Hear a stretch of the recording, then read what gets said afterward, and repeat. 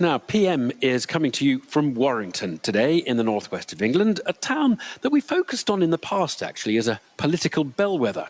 Continues to be interesting, and we'll be returning here between now and the next election. Later in this programme, we're going to be reporting on the sizable Hong Kong community that has arrived in Warrington. But there's another notable feature of the town, which is the council and its financial management. Now, it's quite controversial.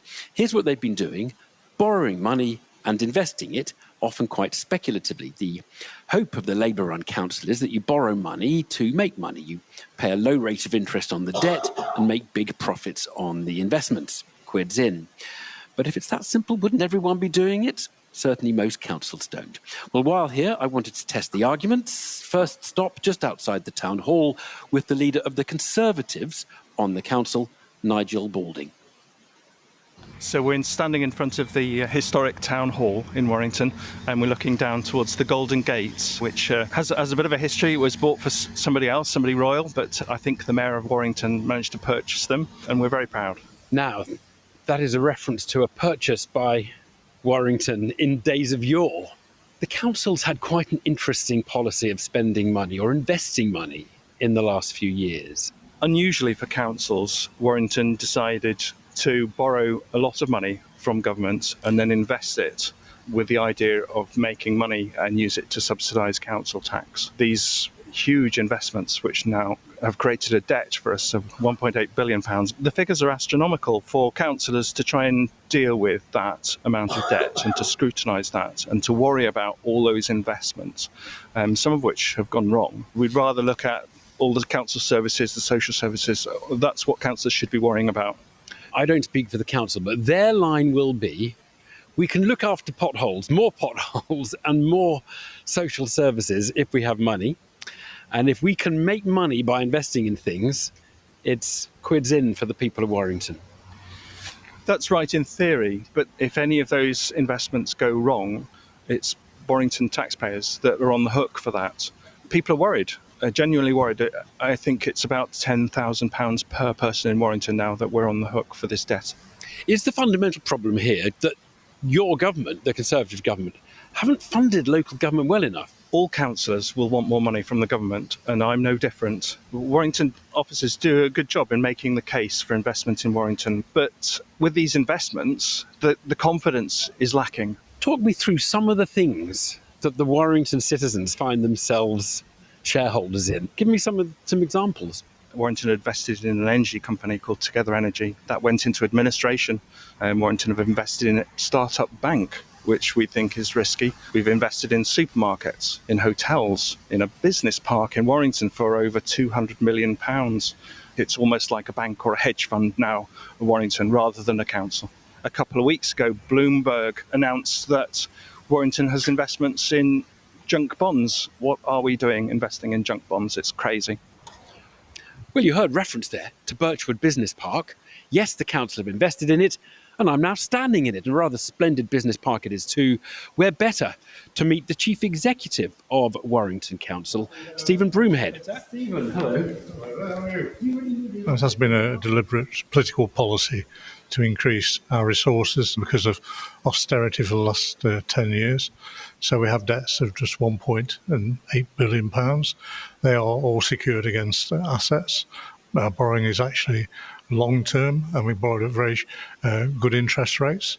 And basically, it is for regeneration and job creation, but also generates an income for the council, which is approximately £22 million per year, which we put into frontline services. Right.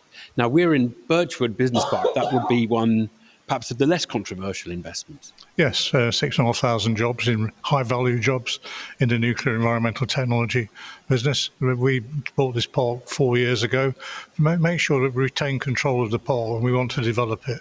It also generates a small fee for us every year in terms of return. OK, so that's a simple one.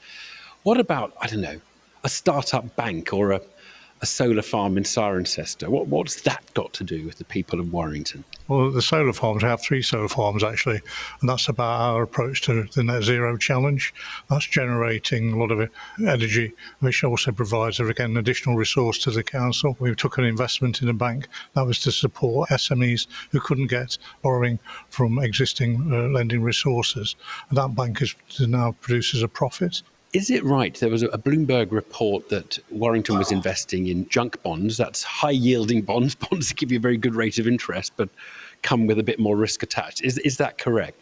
There was an arrangement we had through Treasury Management with a company called Altana, but as far as we're concerned, those investments we're following a lot of due diligence, we're safe and secure. What do you assess the risks of this strategy as being? Everything we've done in terms of our investment has had enormous due diligence, including on some occasions KC advice before we move to a decision, and we make sure our business plan is properly risk assessed. Is it legal what you're doing? Because I know there are some arguments that councils aren't really allowed to go quite as far in the investment business, borrow to invest, to speculate as you have. Fully legal. We've had some issues about technical issue called minimum revenue provision. We are totally compliant with that. In relation to investing in bricks and mortar outside the Borough of Warrington, they're all in the northwest, and we took advice again from KC and others, and we were told it was perfectly legal.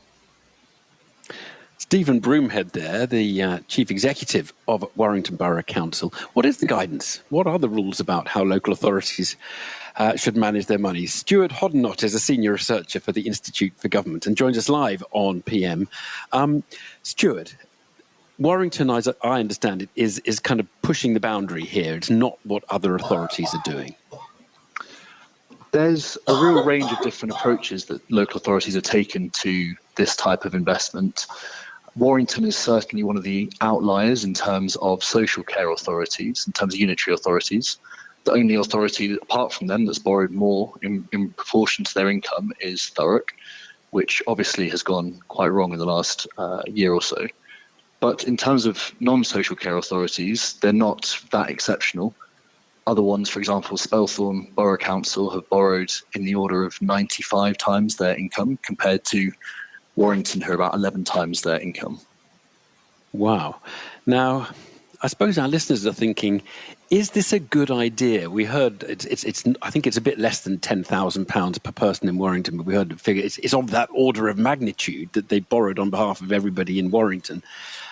Is it a good idea, Stuart? Because obviously, if it goes well, everyone will be very happy, but if it goes badly, maybe not so. I think that's exactly it. Whether or not it's a good idea very much depends on the circumstances and the nature of the investments that have been made. In Thurrock, the investments were made with shell companies, essentially, to somebody who turned out to be a criminal, which obviously in retrospect looked very bad, but it was difficult to know that at the time. I'm not saying that's the same in Warrington, but these investments are very different on a case-by-case basis. It's hard to assess whether or not it's prudent or not without more detail about the nature of the investment. We abolished a thing called the Audit Commission, whose job was really to manage, well, to look oversee local government finances. I just wonder whether everybody knows what everybody's doing in this whole area now. There's a real problem with local authority finance at the minute. There are more than 600 local authorities financial accounts outstanding, going back as far as 2018. This is a problem across the entire sector, and there just isn't enough capacity to meet the demand for local authority audit. And I think you're completely right. I think that raises real questions and real concerns about understanding the level of financial risk in local authorities.